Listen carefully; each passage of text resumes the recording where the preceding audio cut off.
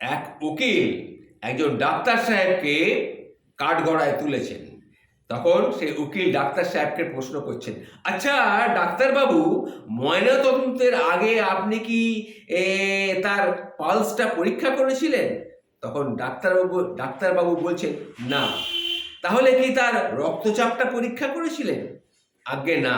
আচ্ছা তাহলে তো সেই রুগীটা বেঁচেও থাকতে পারতো, তাই না? তখন ডাক্তারবাবু বলছেন, না। কেন আপনি এতটা নিশ্চিন্ত হচ্ছে কি করে যে সে বেঁচে নেই?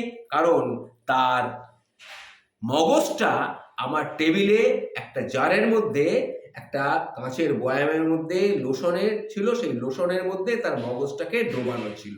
ও আচ্ছা আচ্ছা আচ্ছা আচ্ছা আচ্ছা, তারপরেও তো সে রোগী বেঁচে থাকতেই পারতো, কি ঠিক কি না? তখন ডাক্তারবাবু বলছেন, হ্যাঁ সেটাও সম্ভব। একটা বিশেষ পেশায় থাকলে সে মগজ ছাড়াও বাঁচতে পারতো।